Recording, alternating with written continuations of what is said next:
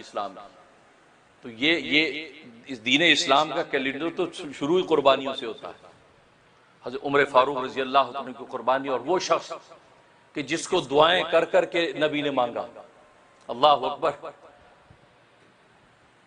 مکہ مکرمہ میں مشرکین مکہ کی ندوہ کے نام سے پارلیمنٹ، ندوہ پارلیمنٹ، اس پارلیمنٹ کا چیئرمین ابو جہل، جس کا نام عمرو ابن عاص، عمرو ابن ہشام جس کا نام عمرو ابن ہشام، اور اس پارلیمنٹ کا سپیکر عمر ابن خطاب. اتنے درجے کے دونوں لوگ ہیں. اس پارلیمنٹ میں سرکار دو عالم صلی اللہ علیہ وسلم کے خلاف بل پاس ہوتے ہیں. صبح شام گفتگو ہوتی ہے کہ یار یہ محمد صلی اللہ علیہ وسلم آ گئے ہیں، ان کا دین تو پھیلتا چلا جا رہا ہے. لوگ صابی ہونا شروع ہو گئے ہیں. صابی کا مطلب وہ اپنے معنی میں لیتے ہیں بے دین ہونا.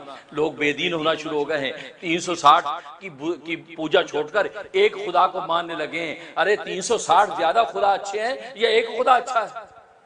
یعنی الٹی بات کہا کہ 360 زیادہ اچھا ہے. 360 کو چھوڑ کر لوگ بے عقلی کر کے ایک خدا کو ماننے لگ گئے ہیں. اس کا کیا کیا جائے؟ اب وہ پارلیمنٹ میں مشورے ہوتے ہیں. ادھر سرکار دو عالم صلی اللہ علیہ وسلم دعا کر رہے ہیں. کیا دعا کر رہے ہیں؟ اللہم اعز الاسلام بعمر بن خطاب اور بعمر بن ہشام. اے اللہ عمر بن خطاب کے ذریعے سے اسلام کو غلبہ اور عزت عطا فرما، یا عمر بن ہشام یعنی ابو جہل کے ذریعے سے غلبہ عطا فرما. ان دونوں میں سے اللہ ایک دے دے، ایک کو مسلمان کر دے. اتنے اونچے درجے کے لوگ ہیں. یہ اگر ان میں سے کوئی ایک مسلمان ہو گیا تو اسلام کا غلبہ مکہ کے اندر ہو جائے گا. کیونکہ ابھی تو مسلمان چھپ چھپ کے زید ابن ارقم کے گھر میں دعوت اسلام دے رہے ہیں، چھپ چھپ کے نمازیں پڑھ رہے ہیں، چھپ چھپ کے سجدے کر رہے ہیں. محمد مصطفیٰ صلی اللہ علیہ وسلم اللہ کے گھر میں اللہ کا سجدہ اللہ کی نماز کی حالت میں کرتے ہیں اور اللہ کے نبی اللہ کی زمین پر ماتھا ٹیکتے ہیں تو مشرکین مکہ آپ کی گردن پر اونٹ کی اوجڑی رکھ دیتے ہیں، نجاست آپ کے سر پر رکھ دیتے ہیں، مکہ کے گلیوں سے گزرتے ہیں، آپ کو ساحر مجنون کہہ کے تانے دیتے ہیں. اے اللہ ہم بڑے کمزور ہیں، یا اللہ عمر کے ذریعے سے یا ابو جہل کے ذریعے سے اسلام کو قوت عطا فرما. دعائیں کر رہے ہیں، نبی مانگ رہے ہیں. تبھی تو کہتے ہیں کہ حضرت عمر کون ہے؟ یہ دعائے نبی ہے. نبی کی دعا ہے کہ نبی نے دعا کر کے مانگا اللہ سے. دعا کر رہے ہیں. شب جمعہ میں دعا کری، شب جمعہ میں دعا کی ہے اور منڈے کو یعنی پیر کو دعا قبول ہو گئی. ادھر یہ پارلیمنٹ میں مشورہ ہو رہا ہے کہ کیا کیا جائے. سپیکر خود کہہ رہا ہے کہ فکر نہ کریں، میں محمد کا کام تمام کر دیتا ہوں. بس جب محمد کا کام تمام ہو جائے گا تو یہ غریب غربا جو صحابی جو مسلمان ہوئے ان کی کوئی حقیقت ہی نہیں ہے. اور روایات میں آتا ہے اس وقت تقریباً 40 یا 45 لوگ مرد مسلمان ہوئے تھے اور 11 عورتیں مسلمان ہوئی تھیں، اور ساری کمزور بیچاری معمولی زمین کے درجے کے لوگ جو چھپ چھپ کے اللہ کی عبادت کرتے تھے. کہا کہ یہ سارے بھاگ جائیں گے، چھوڑ دیں گے، لیکن محمد کا کام میں تمام کروں. اب یہ سوچا اور تلوار لے کے نکل گئی. اب یہ تلوار لے کے چلے جا رہے ہیں تو راستے میں ایک شخص ملا. کہا کہ میاں کوئی تیور آپ کے اچھے نہیں لگتے، کہاں چلے؟ کہا کہ محمد کا کام تمام کرنے جا رہا صلی اللہ علیہ وسلم. کہا کہ اچھا تم محمد کا کام تمام کرنے جا رہے ہو؟ وہ تو تم یہ بتاؤ کہ اگر تم نے یہ حرکت کر دی تو بنی زورہ سے تمہیں کون بچائے گا؟ کیونکہ ننیال آپ کا بنی زورہ ہے، وہ بھی مضبوط قبیلہ ہے. اور پھر آپ کا جو دجیال بنی ہشام کا قبیلہ، وہ بھی دونوں بڑے بڑے مضبوط قبیلے ہیں، سردار ہیں اپنے وقت کے. کہا کہ بنی زورہ اور بنی ہشام سے تجھے پھر کون بچائے گا؟ تو کہنے لگا اچھا لگتا ہے تو بھی محمد کے دین کو ماننے والا بن گیا جو ان کی پروٹیکشن کر رہا ہے. کہا کہ بات سنو، مجھ پہ ہاتھ بعد میں اٹھائیے گا. اس سے زیادہ عجیب بات تمہیں بتاتا ہوں، تیرے بہن اور بہنوئی دونوں مسلمان ہو گئے.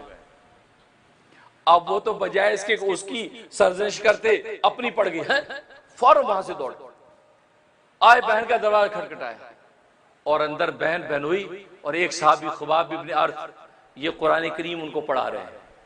اب اندر سے قرآن پڑھنے کی آواز آئی.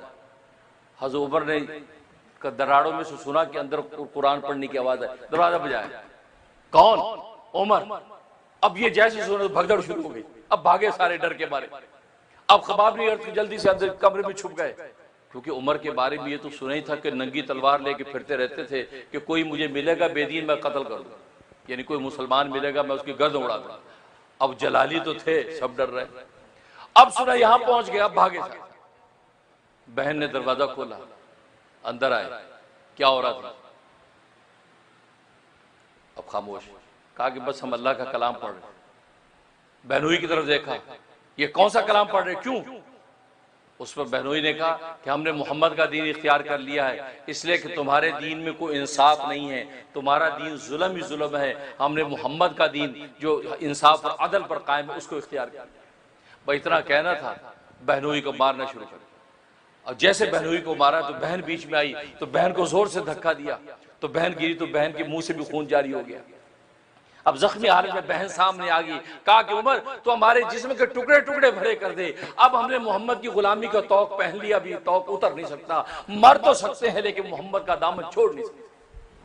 کہ محمد سے وفا تو نے تو ہم تیرے ہیں، یہ جہاں چیز ہے کیا لوح قلم تیرے ہیں۔ خدا بول رہا ہے سے کہ محمد سے وفا تو نے تو ہم تیرے ہیں، تم محمد کے ہو جاؤ، اگر تم مجھے لینا چاہتے ہو، مجھ خدا کو اگر تم لینا چاہتے ہو، تم میرے محمد کے ہو جاؤ، میں تمہارا ہو جاؤں گا۔ اور تم یہ آسمان و زمین کی بلندیاں، یہ مادیت کے خزانے، یہ آسمانوں کی بلندیاں، زمینوں کی وسعتیں، یہ سونے چاندی کی تجوریوں پہ قربان ہوتے ہو، یہ جہاں چیز ہے کیا لوح قلم تیرے ہیں، پھر تو کہتا جائے گا تیری تقدیر میں لکھتا جاؤں گا، تو جیسے کہے گا ویسے تیری تقدیر لکھیں گے۔ محمد کا بن کے تو دیکھ، محمد کی غلامی ہے سند آزاد ہونے کی، محمد کی غلامی ہے سند آزاد ہونے کی۔ لوگ کہتے ہیں محمد کے غلام ہو گئے، نہیں، یہ محمد کے غلام نہیں ہو گئے، یہ ایسی غلامی میں چلے گئے ہیں جس غلامی پر کائنات کی ساری آزادیاں قربان ہو جائیں۔ اس نے تو 360 سے چھڑا کر تمہیں ایک خدا کا بنا دیا، اسے سماج کا بت توڑ دیا، اسے سوسائٹی کا بت توڑ دیا، اسے شرک کا بت توڑ دیا، انہیں ساری آزادیوں سے تمہیں غلامیوں سے نکال کے تمہیں ایک ایسی آزادی دے دی ہے کہ جس آزادی کے بعد کائنات میں کوئی آزادی نہیں ہے۔ توحید کیا دیا، محمد کی غلامی ہے سند آزاد ہونے کی، خدا کے دام نے توحید میں آباد ہونے کی۔ محمد کی غلامی میں آؤ گے تو خدا کے ہو جاؤ گے، نہ صرف خدا کے ہو جاؤ گے بلکہ خدا کہتا ہے میں تمہارا ہو جاؤں گا۔ کہا کہ اب جو کر عمر، اب محمد کا ساتھ نہیں چھوڑیں گے۔ اب ان کا غصہ ٹھنڈا ہوا بہن کی حالت دیکھ کے، کہا کہ اچھا بتاؤ کیا پڑھ رہے تھے، کیا پڑھ رہے تھے؟ کہا کہ ایسے نہیں عمر، تم نجس ہو، تم غسل کرو یا وضو کرو، پاک ہوگے تو ہاتھ لگا سکتے ہو، اس لیے کہ قرآن کے اللہ کے کلام کے پاک ورقوں کو ناپاک ہاتھ نہیں لگا سکتا۔ انہوں نے وضو کیا، وضو کر کے آگے دکھاؤ، جب کھولی آیات طٰہٰ کی آیات ہے، طٰہٰ ما انزلنا علیک القرآن لتشقیٰ، اے طٰہٰ، سرکار دو عالم کو طٰہٰ کہہ کے پکار رہے ہیں، اللہ طٰہٰ کہہ کے پکار رہے ہیں۔ طٰہٰ کا مطلب کیا ہے، اس کا معنی کیا ہے؟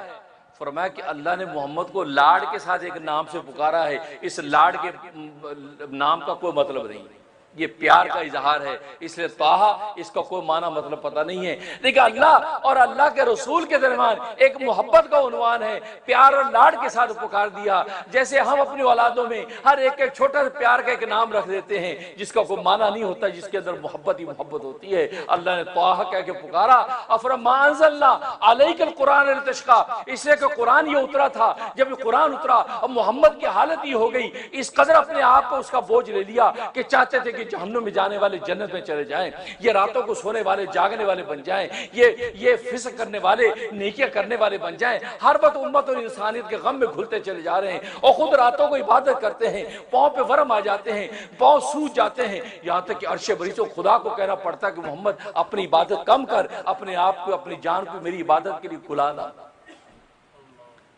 یعنی اللہ خود روکتا ہے، معبود عابد کو روکتا ہے، بس اتنی زیادہ عبادت نہ کر تو اپنی جان کو ہلاک کر دے گا۔ اللہ کا باقی اللہ یکون مومنین، تو اپنے آپ کو ہلاک کر لے گا کہ یہ ایمان نہیں لاتے، بس تیرا کام ہے تو دعوت حق دیتا رہے، تو اپنے آپ کو ہلاک نہ کر، اور اتنی عبادت میری نہ کر کے تیرے قدموں میں تیرے ورم آ گیا ہے، دن میں لوگوں میں دعوت تبلیغ میں مصروف رہتا ہے، تھک جاتا ہے، ٹوٹ جاتا ہے، اور رات کو تو میرے سامنے مصلی پہ کھڑے ہو کے اپنے قدم کو جو سوجن میں مبتلا کر لیتا ہے۔ اے نبی عبادت ہلکی کر۔ ایسا ابھی دیکھا آپ نے کہ معبود خود پکار اٹھا کہ بس فرمایا ما انزلنا علیک القرآن لتشقیٰ، اے محمد تجھ پر قرآن میں نے اس لیے نہیں اتارا کہ تو اپنے آپ کو مشقت میں ڈال، تو اپنے آپ کو ایسی مشقت میں ڈال رہا ہے کہ تو چاہ رہا ہے کہ سارے جنت میں جانے والے بن جائیں، تیرا درد اپنی جگہ، لیکن اپنے آپ کو مشقت میں ڈال، دعوت حق لوگوں کو دیتا ہے۔ جب یہ ساری آیات، حضرت عمر خود فرماتے ہیں کہ جب میں ان آیات میں پہنچا کہ جس میں فرمایا کہ اننی انا اللہ لا الہ الا انا، خدا نے جب کہا کہ اننی میں ہی بے شک وہ ہوں کہ میرے سوا کوئی معبود نہیں ہے، اننی انا اللہ لا الہ الا انا فاعبدنی، تو میری ہی عبادت کر، واقم الصلاۃ لذکری، اور میری یاد کے لیے نماز کو قائم کر۔ حضرت عمر فرماتے ہیں میں سورۃ طٰہٰ کی ان آیات پر جب پہنچا ہوں میرے دل کی دنیا بدل گئی، اور اسی وقت بے اختیار منہ سے نکلا اشہد ان لا الہ الا اللہ۔ یہ الفاظ سنے سب بھاگ آئے، کیا ہوا کیا ہوا؟ بہن سے کہا کہ مجھے جلدی سے محمد کے پاس لے چلو، اور خباب بن ارد صحابی بھی آ گئے، کہا کہ مبارک ہو مرحبا عمر، شب جمعہ میں سرکار دو عالم صلی اللہ علیہ وسلم نے دامن دعا اٹھائی تھی اور یہ کہا تھا اللہم اعز الاسلام بعمر ابن خطابی اور بعمر ابن ہشام، اے اللہ عمر ابن خطاب کے ذریعے سے یا عمر ابن ہشام کے ذریعے سے اسلام کو غلبہ اور عزت عطا فرما۔ یہ شب جمعہ میں دعا کی اور پیر والے دن دعا قبول ہو گئی۔ اللہ اکبر اللہ اکبر، دعا قبول ہو گئی۔ اب وہ لے کے چلے زید ابن ارقم کے گھر، کوہ صفا مروہ کی جو پہاڑیاں ہیں، صفا پہاڑی کے پاس ان کا گھر تھا، وہاں پہنچے، دروازہ کھٹکھٹایا۔ اب وہاں تو پہرا لگا ہوتا تھا، پہرا دینے میں حضرت حمزہ اسد اللہ اسد رسولی، وہ حمزہ جو اللہ کا بھی شیر ہے، اللہ کے رسول کا بھی شیر، وہ پہرے دار، ایک دوسرے صحابی پہرے دار، اور 3 دن پہلے حمزہ اسلام میں داخل ہوئے تھے، 3 دن پہلے حمزہ اسلام میں داخل ہوئے تھے۔ اب دروازہ کھٹکھٹایا تو دراڑوں میں دیکھا عمر کھڑے ہیں اور ہاتھ میں ننگی تلوار ہے، جیسے تلوار لے کے چلے تھے اسی طرح چلے آئے، ایسے حواس باختہ ہو گئے تلوار ننگی ہاتھ میں۔ جب دیکھا کہا کہ یا رسول اللہ عمر ہے، ننگی تلوار ہاتھ میں، خطرہ ہے۔ حمزہ کھڑے ہوئے، حمزہ تو اسد اللہ اسد رسولی، حمزہ اللہ کا بھی شیر، اللہ کے رسول کا بھی، کہا کہ دروازہ کھول دو، دروازہ کھول دو۔ آج عمر اگر سچی نیت سے آیا ہے، نیک نیت سے آیا ہے تو حمزہ اس کا استقبال کرے گا، اگر یہ بری نیت سے آیا ہے تو حمزہ کی تلوار آج اس کا فیصلہ کرے گی۔ کھول دو دروازہ کھول دو۔ عمر جیسے اندر داخل ہوئے، رسول اپنی سیٹ سے اٹھے، جلدی سے آگے بڑھے دروازے کے پاس، عمر کا گریبان پکڑ لیا اور تلوار پکڑ لی اور جھجھوڑا کہ اولم تنتہی یا عمر، عمر تیری عداوت کی انتہا نہیں ہوئی؟ گلی کوچوں میں تلوار لے کے پھرتا ہے، گلی کوچوں میں کمزور مسلمانوں کو ستاتا ہے، پارلیمنٹ کے اندر جو ہے وہ اسلام کے خلاف عداوت بکتا ہے، تیری انتہا نہیں عداوت کی؟ آج زید بن ارقم کے گھر میں چھپ کے ہم اپنے اللہ کو یاد کر رہے ہیں، اللہ کے بندے اللہ کے سامنے جھک رہے ہیں، تجھے اس پر بھی اعتراض، آج تو یہاں بھی پہنچ گیا؟ اولم تنتہی یا عمر، جھنجھوڑا، جیسے جھنجھوڑا ہے عمر نے کیا بولا؟ اشہد ان لا الہ الا اللہ وانک رسول اللہ، اے میں گواہی دیتا ہوں کہ اللہ کے سوا کوئی معبود نہیں، اے محمد صلی اللہ علیہ وسلم آپ اللہ کے بندے اور اللہ کے رسول۔ صحابہ اکرام نے ایسا نعرہ لگایا، ایسا نعرہ تکبیر لگایا کہ خود حضرت عمر فرماتے ہیں کہ مکہ کی گلیاں گونج گئی، مکہ کی پہاڑیاں گونج گئیں، لبیک اللہم لبیک، ایسی تکبیر کا نعرہ لگایا ہے کہ پورے مکہ کی گلیاں گونج گئیں، اور لوگ باہر دروازوں سے نکل آئے، ارے آج کیا انقلاب آ گیا کہ محمد کے صحابہ نے یہ تکبیر کا نعرہ لگایا، ایک شور باغ نعرہ تکبیر ایسا زوردار لگایا۔ آپ بھی ذرا لگائیے تکبیر تکبیر تکبیر، نعرہ رسالت محمد رسول اللہ، نعرہ رسالت محمد رسول اللہ، تاجدار ختم نبوت زندہ آباد، تاجدار ختم نبوت، تاجدار ختم نبوت۔ اس لئے کہ نعرے میں جتنا جوش و ولولہ ہو، کیونکہ نعرہ کا جواب دینا واجب ہے، یاد رکھیں، جب کوئی تکبیر کہے تو قرآن کا حکم ہے، جب کوئی تکبیر کہے تو نعرہ کا جواب دینا واجب، اور زوردار، ایسا زوردار جیسے صحابہ نے نعرہ کا جواب دیا کہ مکہ کی گلیاں گونج اٹھی، پہاڑیاں گونج اٹھی۔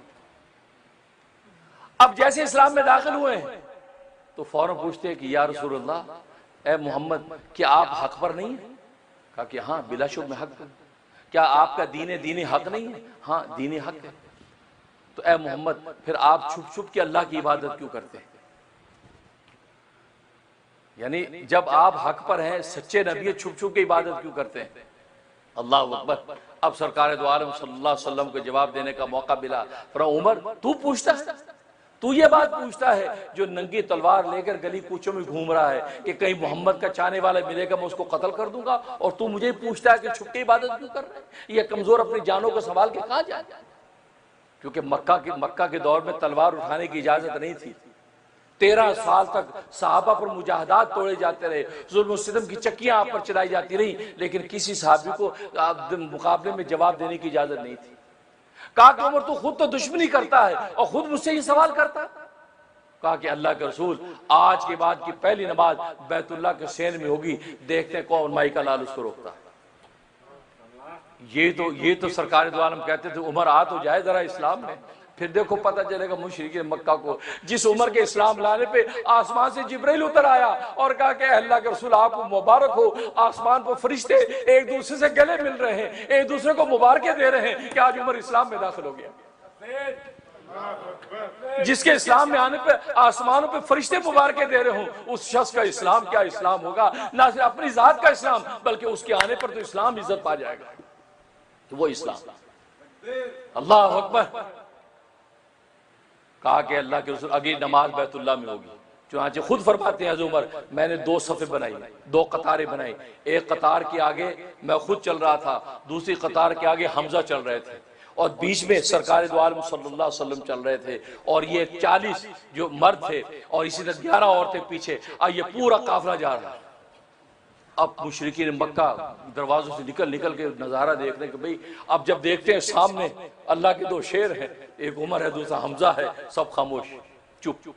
اب بیت اللہ میں پہنچے اور بیت اللہ کے سین میں اس وقت کی پہلی نماز حضرت عمر رضی اللہ تعالیٰ عنہ کی نگرانی کے اندر ادا ہوئی ہے، اور آج تک کوئی مائی کا لال بیت اللہ کی جماعت کو روک نہیں سکا۔ آج 1400 سال سے بیت اللہ میں جماعت ہو رہی ہے، جس کے لیے محمد بھی سجدہ کرتے تھے تو وہاں نجاست کی اوجھیں رکھ دی جاتی تھی، لیکن عمر نے جب یہ نماز شروع کروائی تو پھر آج تک بیت اللہ کے اندر یہ نمازیں ہو رہی ہیں، کوئی روکنے والا نہیں۔ اس کے بعد حضرت عمر فوراً اپنے ماموں کے گھر، ابو جہل یہ حضرت عمر کا ماموں ہے رشتے میں، ماموں کے گھر کے دروازہ کھٹکھٹایا، کہا کون؟ کہا کہ عمر ہوں، اور میں تمہیں یہ بتلانے آیا ہوں کہ میں نے تمہارے دین کو چھوڑ دیا اور میں نے محمد کا دین اختیار کر لیا۔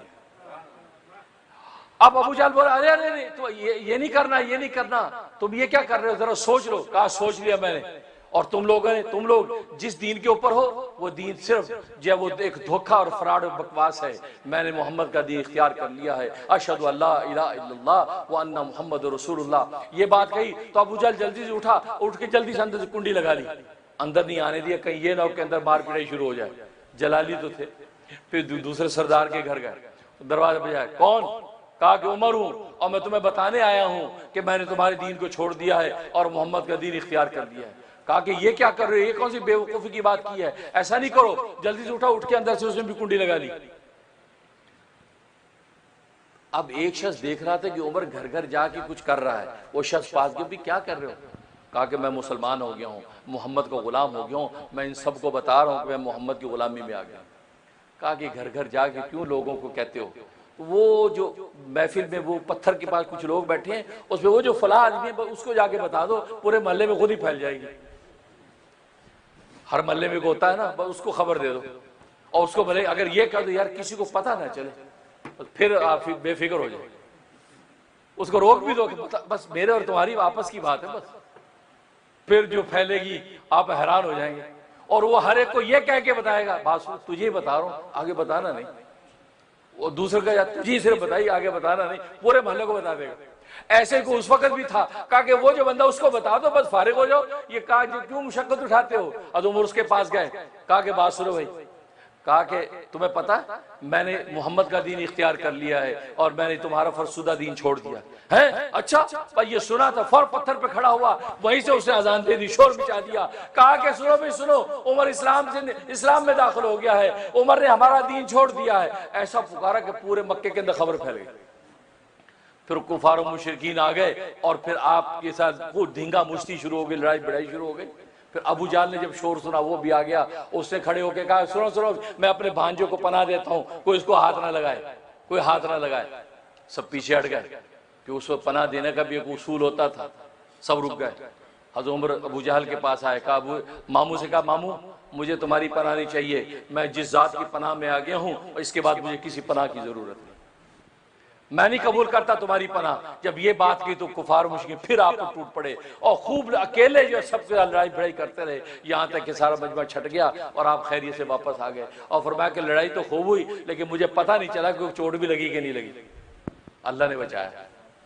تو کہنے کا مقصد عمر اس طریقے سے اسلام کے اندر داخل ہوئے، اور یہ وہ عمر ہے کہ سرکار دو عالم صلی اللہ علیہ وسلم فرماتے ہیں کہ جس راستے سے عمر گزرتا ہے شیطان راستہ بدل لیتا ہے، شیطان اس راستے پر ٹھہر نہیں سکتا جس راستے پہ عمر ہوتا ہے۔ اور عمر کو فرمایا کہ اللہ نے محدث بنایا، محدث ہر امت کے اندر محدث ہوتا ہے، اللہ تبارک و تعالیٰ اپنا مضمون اور سیدھا کلام جو عطا کر دیتے ہیں، یہ اللہ تبارک و تعالیٰ کی شان ہے۔ فرمایا کہ میری جو ہے امت کا محدث جو ہے فرمایا عمر ہے، آسمان سے جو پیغام اترتے ہیں عمر کی زبان سے جاری ہوتے ہیں۔ تو صحابہ نے پوچھا یا رسول اللہ محدث کیا ہوتا ہے؟ فرمایا کہ محدث وہ ہوتا ہے کہ فرشتے اس کی زبان سے بات کرتے ہیں، اور عمر کو اللہ نے وہ مقام عطا کیا ہے کہ اس کی زبان سے فرشتے بات کرتے ہیں۔ اسے میں دوست بزرگوں، یکم محرم میں شہادت کا یہ عمل جو ہے وہ حضرت عمر فاروق رضی اللہ تعالیٰ کا پیش آئی، اور اللہ تبارک و تعالیٰ ان کے درجات کو بلند فرمائے۔ اور عمر فاروق رضی اللہ تعالیٰ نے جو نشان قدم چھوڑے ہیں، جو اسلام کی سربلندی کے لیے اصول اور قواعد چھوڑے ہیں، اس امت کو اس پر عمل کرنے کی توفیق عطا فرما۔ اس لیے کہ 10 سال کی اس حکومت میں سرکار حضرت عمر فاروق رضی اللہ تعالیٰ نے وہ فتوحات کی ہیں کہ روم و فارس کی سلطنتوں کے خزانے آپ کے قدموں پہ آ گئے ہیں، اور ایسی انہوں نے روایات چھوڑی ہیں کہ آنے والی دنیا تک کے لیے نہ صرف مسلمان حکمران بلکہ غیر مسلم حکمرانوں نے بھی اس کی پیروی کی، اور پیروی کر کے انہوں نے بھی دنیا کے اندر ترقی کر کے دکھائی۔ اللہ تبارک و تعالی عمل کرنے کی توفیق عطا فرمائے۔ وآخر دعوانا الحمدللہ رب العالمین۔